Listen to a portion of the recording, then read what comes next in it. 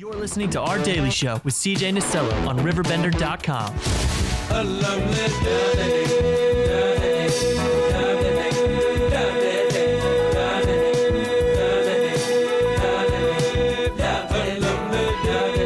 Oh, here we go. It's 9:20. A little bit of change right here on this 11th day of July. Our Daily Show, RiverBender.com.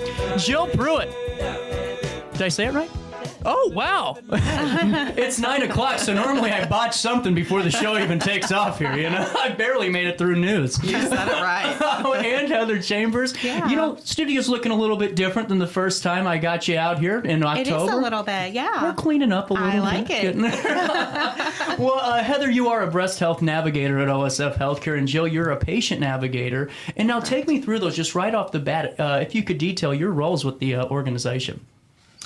You want to go here? Go ahead. So I'm a certified patient navigator, and I do all sites except for breast, which Heather does. So basically, we are with the patient when they are diagnosed in that visit, when they're hearing the news, and then we follow them throughout the process. Before we go any further on that, you know, you have to have a very, you have to be a special person to really be in there and handling those situations. Because I could only imagine the moment you hear the news that nobody wants to hear, it's tough. And when you're a patient navigator, what's your role in that unfortunate situation? Support. Yeah. Support, and if they have to have testing or office visits or imaging or anything else done, it's kind of like once they hear they have cancer, everything else is a blur. Everything. So, we're there to schedule the tests, the appointments, do everything for them. We are their support. Well, and too, on top of that, even the families, when they hear that news that their loved one's going to go through this battle, it seems like everyone's, in that static. And to have someone like you, Jill, and Heather, and you're right with breast health, to have that, that's very important and honestly invaluable, really. It's hard. Yeah. I can only imagine. And Heather, with your role, I know we've had you on before, but if you could fill our audience back in on your day-to-day at OSF. So just like Jill, I actually work in the radiology department, so my role's a little bit different than hers. I actually coordinate everything for a patient when they have an abnormal mammogram or come in with a symptom. Okay. And then going forward, if they get a diagnosis of breast cancer, I'm there with them the day of the biopsy, and then I also am with them for those first appointments when they get the diagnosis. In those first appointments, how important is it to have a support system there, somebody like yourself, Heather? Because I can only imagine for me, I'd be terrified. Yeah, well, because I had breast cancer before and I kind of lived it, and Jill, she's had similar, not personal to her, but she's had personal family members that had similar situations. We both kind of know that first feeling of hearing those words, cancer. And so we're like the third ear in the room. You have the doctor, the patient, and then us. A lot of times patients don't hear anything after they hear that word. And so when they leave, then they call us, because by the time they're done seeing them, they know that they can reach out to us. We can kind of go over that in a one-on-one basis. Do you explain it a little bit better. Do you think it helps you guys to have some of that, firsthand or secondhand experience in this to really navigate this? Absolutely. Absolutely. Without a doubt. And on top of that, too, I wanted to kind of just touch on why we need patient navigators. Just for someone, that might be listening, they're going, well, that seems like, something that a family member could do. But to me, to make sure you have somebody in the hospital that's, working the day-to-day, that knows the people and knows the right phone number to call, too. Right. You can't ask for anything but more than that. So in your opinion, why is being a patient navigator so crucial and important when it comes to this type of care or any care? Well, and like Heather said, I lost a husband to brain cancer. Yeah. So to me, and I know Heather does too, we give our patients our phone numbers, our cell phones. And they we take call calls us on the anytime. weekends. We take calls in the evenings. Yeah. Just because sometimes whenever you're the patient, you don't want to tell your family members maybe what's really feeling inside. And so you have that other person that's on the outside that they can talk to, versus having them worry about maybe something they're worrying about. You're absolutely, because to me, I'd be I know someone in my family that went through that battle, and the same thing. It was, let's stonewall, and we're all okay. We're all going to get through this, but over the shoulder. Right. There was, and the same thing, too, with family members. Oh. Sometimes they don't want to talk about it to them. They want to keep them uplifted, but they need to support, too. So we also help family Yeah, we members do. in that process as well. And now, I just a topical thing that I'm just thinking of right now. Did you stay in contact? Has a family member reached out? Maybe after the journey was over, yeah. for Oh, good yeah. or bad. Oh, and yeah. How? I mean, whether or Yeah. not. How are those phone calls like after that progression? Whether or not it ended favorably or maybe it didn't. Is it good to have that conversation afterwards to say, you know what? We had this relationship and we got through it. I think so. I For do for too. some that don't turn out so well, it's like it's closure. Yeah. I agree. But even after that, I mean, sometimes you still keep in touch just to You call and become check on them, or friends you because become you're friends with them or like almost family. every Yeah. week sometimes. So you're like with them a long time. You are. Well, You are. and it goes back to why, I hit off right off the bat of just how it takes a special person because, you guys are on the weekends, we're clocked off at work, but, Yeah. phone rings and you're going to answer it and talk yeah, to somebody. definitely. Yeah, we do. That's just, it's just amazing. And speaking of amazing, we're going to talk about a few things that you guys are a part of and doing, a little bit behind the scenes at OSF. And we'll get to that in a couple of moments here. But Jill, I wanted to talk to you about, going above and beyond to catch things like incidental findings right off the bat. Yeah. What is an incidental finding? Is that like, I came in for something with my kidney and they found something on my lung? Correct. Oh. Yeah, it could be any kind of testing. Wow. Like you could come in for a chest X-ray, and it could show something. Just like a low-dose CT. And a lot of low-dose CTs will pick up like a thyroid ultrasound or a thyroid nodule that they will need an ultrasound for. Wow. But so basically, any imaging that is done through the hospital weekly, every report comes across my desk, and then I look at them if they need to make sure if they need further testing or a follow-up. Then I make sure that that's done. Without a doubt. And to me, handling a patient that's, has an incidental finding, that's got to be a little bit more of a scarier situation, especially if you're going in and you think, oh, there's something wrong with, my back or my kidneys are having some issues. And then something like that, I can only imagine someone calling going, wait a minute, are you sure it's even the right x-ray? Right. Or Right. CT, Right. not x-ray, but Right. CT. But, and the doctors follow them Yeah. and we'll call them and let them know. But then sometimes, we're all human, Yeah. Yeah. So sometimes things are missed. And that's why it's nice to have the extra double set check. of eyes. It's a double check double for each check and make patient, which sure. is nice. That's a great It's a way to double put check. this. Yep. And I'm sure it helps the doctors, the nurses, anybody that's around in that care team. It They're helps very them. thankful. Oh, I The bet. doctors are very thankful, Yeah. yes. Because you guys are, the workload at OSF Healthcare is pretty heavy, and with doctors and everything. So to have you guys is invaluable.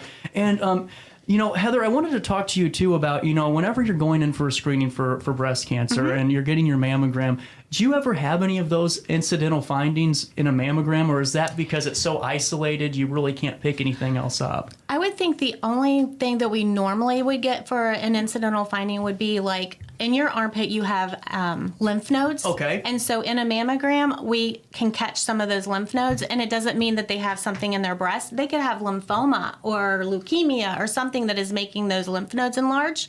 And we've had incidences where we brought them back for ultrasound of their axilla, and then they had to have a biopsy, and lo and behold, they ended up with leukemia or something crazy like that.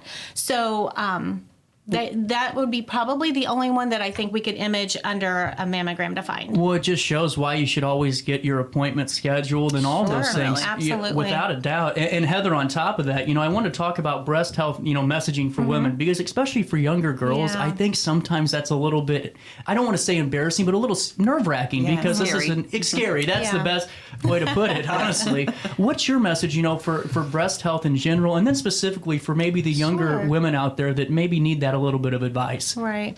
So the standard is the American Cancer Society, they recommend a screening mammogram for any women over the age of 40 and above, for annual mammograms. And so by doing those, we can detect a breast cancer very early in their stage and cure them. The thing about breast cancer right now is we're seeing younger women below the age of 40 developing breast cancer. Wow. Do you know any reason for that? A lot of it is environmental, things that we're eating, different things like that. I feel that it's really, they have not said this and this and this causes it, Right. but we're seeing more and more of it. And so we know that there's a lot of environmental changes that's going on in the world, and we just have to be very proactive about that. So younger women, they need to also do a breast exam every month. If they do it at the same time every month, they can tell if there's any changes in their breast from month to month, because they start to know their body better. if they notice like skin changes, any lumps, any dimpling, any nipple retraction, any nipple discharge, any of those kind of things, they really need to get checked right away. Breast cancer, unfortunately, is not biased to who you are, how old you are, what race you are, what financial security you are in. So you really need to be proactive and take care of you. And if you have a family member, like a mother, an aunt, a sister, anybody close that had breast cancer, you really need to get screened earlier. You do require an order from your doctor, but 10 years before the date of when they had it. So like my daughters need to get screened at 30 versus 40 because of my history. So they need to know their family history and make sure that they're asking their family, hey, did anybody have this or this or this? So it's important. And it goes back to, I've said it time and time again, you got to be honest with your family and be able to talk about things, especially like this. Oh, yeah. You know, and be ahead of the ball game a little bit and at least get in there and get that check. And now for me, I wanted to follow up on that too. And, you know, this could be for both, you know, imaging and it is for other cancers as well. Yeah. Yes. What's your advice? Because I'm one of those people, and this is just me thinking, you know, like a radio host, like for everyone else. For me, if I see something different, because I do, you know, kind of check because I'm always, I used to always be out in the sun. Now I look like Casper, but I used to get, you know. Get it checked out. So no matter what, get it checked out. Yeah. I mean, if you're having, you know, any kinds of, any unusual pains, weight loss, no appetite. I mean, just be on the safe side. Yeah. Get it checked out. Get all of your screenings done, your colonoscopies. You know, if you're a smoker, your low dose CT. Get things done and get checked out. And you know, you can even get an appointment with a dermatologist once a year and have your skin checked, because one of the big killers is melanoma, which is a skin cancer that you don't sometimes see. It could be on your back and you would never know it. And then it can spread to other organs. So once a year, get a dermatologist and screening. we do free screenings, skin screenings every so often. Twice a year usually at the hospital, and they're free. You just register and come in, and we have a provider look at you. That's incredible. I didn't realize you guys did. Yeah. Well, and see, that it's so funny because every time I talk to OSF and I talk to either Tim, Randy, or anyone that's in the room, I learned something new about some service that you guys are giving to all of us, because I mean it's crucial to have this and to have that team. And now with that being said, I wanted to ask you guys a little bit more behind the scenes questions, because Heather, I know that you know, you and your husband are involved in a ministry, and we kind of touched on this in October. Now that I'm saying this out loud, Did we touch on it? We touched a tiny bit. It was like a hinting. Yeah. So fill us in on this ministry and all the great stuff. Yeah. So I got involved. It's been a little over a year and a half, and the group that we have established here in the United States is called God's Grace Family. There's about 7 of us, and we fundraise and raise money for a small little children's home in Uganda, Africa. Wow. So we started out with 8 children. We have 12 now. And during the year and a half, we was able to purchase land. We built a home. We have upgraded to other children. I have sponsors for each child. Each month they get money to pay for school clothes, or you know, their schooling, their clothes, their food. We just did a mission trip in May. My husband and I went, and we actually got to put our feet on the ground and check out the facility. And so there was still things lacking. There's a lot to be needed and done, but it was amazing to actually see where they came from. We went to the original home they lived in. We seen, you know, all of that kind of stuff. So it was just amazing to see how well they're doing now versus then. So we just keep raising money. We just bought another piece of land, and they're doing banana. They have a banana plantation on there, and they're growing crops so they can self-sustain at some point. That's just incredible. And in a year and a half. A year and a half. God has blessed us immensely. Anything can get done whenever you have passion and you put your mind to it. I'm telling you what. Absolutely. For folks at home that maybe want to look out more into the ministry, is there a way to find it? So we have a website, and it's all one word. It's kind of long. It's God's Grace Family Children's Home.org. Okay. We also have a Facebook page, and it's God's Grace Family Children's Home.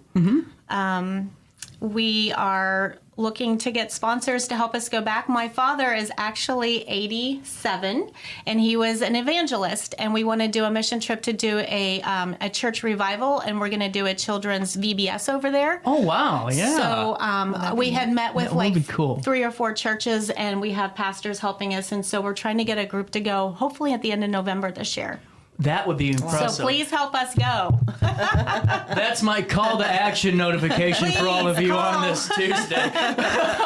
and I just think it's wonderful. And, Yeah. and, you know, before we go back to the other portions of the interview, I just think it's great that, you know, I just talked to Chris Mason, who's with ambulances in Ukraine, and that effort, and then Chris Manson, excuse me, and then speaking with you over this, it's great to know and see all the great things that everyone's doing, you know, and really contributing. And, you know, Jill, now that I'm thinking about this, I do want to go back to, you know, that extra set of eyes, because to me, this would be a little bit of where I would have an issue in the position. And whenever you're reading, you look at the CTs, or you look at something, what is your gauge of going, nope, it's time? Is it even if there's a hair of a doubt, it's time to go back in? Yeah, well, yeah, and I get all of the paper reports. Oh, okay, yeah, I get all the paper reports. So the radiologist reads them, and then they get dispersed to, you know, the physicians or whoever. But sometimes a patient comes in through like the emergency room, and their primary care doesn't know, you know, that they came in through I the didn't even think emergency about room. that. Yeah, like they don't even know they came into the ED. Right. They don't automatically contact their primary care and say, hey, I'm going to the ER. Right. So like they might have come in through the ER and with a cough and they have a lung nodule or something, you know. So, I mean, that's when the primary care physician finds out. And like I said, usually they see it, they know ahead of time. But there are just sometimes that things, like I said, I mean, we're all human, They you happen. know. So what I do is on those incidentals, I make sure that they're followed up on. I will, you know, message the doctor and say, hey, they had a CT done.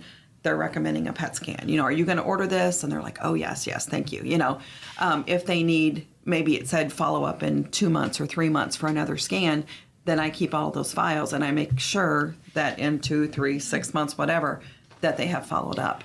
Well, and with that being said, I wanted to circle back to that because you're seeing, you know, on average 50 to 60 reports a week.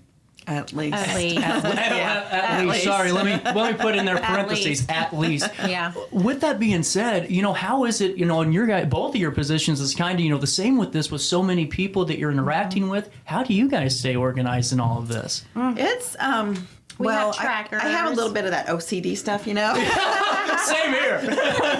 So yeah, I mean, I have trackers that I do for the navigation for every one of my patients that I follow. I have a tracker, and weekly I update that, so I know exactly what's going on with them. I have a big bulletin board in my office, so I know, you know, who's starting chemo or who's getting biopsies, and then I have all my incidentals, and then I also do the low dose CTs. So. Wow. It all has its place. Yeah.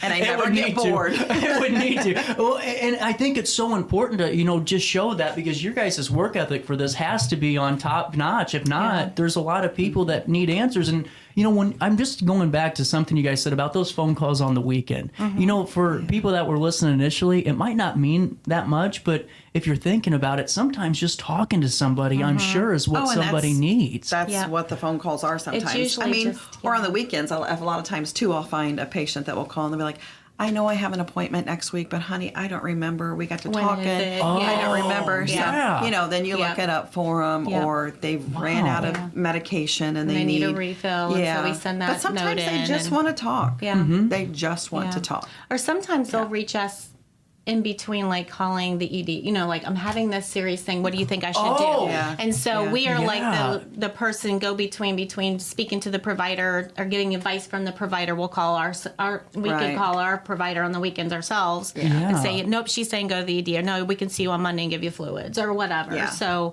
it's kind of like that go between where they don't have to go through a bunch of phone calls to try to find somebody. Yeah. So basically, I mean, you're pretty much on call 24/7. Yeah, you I was know. going to say. But I don't mind that. No. I know when I went through it with my husband, we had a nurse coordinator that I could contact during the week, Monday through Friday, 8 to 4:30. But I had That's no it. one for after hours or weekends. And sometimes you just have. Yeah. Sometimes you just question you need, need to you have a ask, question, or you just need to talk to somebody. Yeah. And When did you guys, when did OSF, if you guys know off the top of your heads, when did OSF start the patient navigators and the breast health navigators? Do you guys know? I don't want to throw you on the spot. I started there in 14. Okay. I started and, in 15. and there was already a couple navigators Okay. in place, the breast health, I think and then there was whenever another one. when I went through my breast, because I went through OSF when I had my breast cancer in 2011, and they did not have one at that time. Probably between So there probably and 14. like Okay. Yeah. somewhere between 12 and 14. That's just interesting to me to see how we keep evolving and keep adding new important and crucial services like this. And I wanted to ask you before I let you go, because I know that you guys are busy and we're keeping you a little bit longer, and whether or not we will be talking about back to school event that's going to be yeah. taking place at Alton yeah. Square Mall, and making sure that we can get everybody out there and make sure all the kids have what Absolutely, they right. need to get that school gonna be year a great sta- day. It Yes. will be. It's a really cool event. Yeah, it Is there any screenings coming down the pipeline that we can fill anybody in on yet? Or because I know you guys do you guys do those sometimes? We throughout normally the- do in October. Okay. We do it's called Girls Night Out. Okay, We yep. did that last year. Normally we'll do that. We have a blocked evening from like 4 to 8, and we do screening mammograms and have a fun night out for the ladies. I think we just did a skin screening. we did a skin screening not too long ago. Low dose CTs, you can have those screenings done anytime. You just Okay. schedule them if through you the meet hospital. criteria, you meet those. You can Yep. call the hospital and get those Yeah. scheduled. Well, Jill, Heather, what you guys do is really just amazing, because, without you two and the team and everyone else, there's a lot of families that, like we talked about, need that phone call. The patient needs just to hear, and get that advice. What do I do next? Right. And seriously, with what you guys do, thank you so much. And sure. just nothing but the best. I know we'll be It's our talking calling. again It soon. is. Yeah, It's our it's calling. definitely a calling. Without a doubt. And I think you guys both, answered the right call for sure. Thanks for having us. No Thank problem. you so much. At 9:41 on this 11th day of July, if only it was 2021, we could all be lucky today. I am playing the slots today, though. 9:41, a quick break. Our daily show comes back to you after this one in downtown Alton.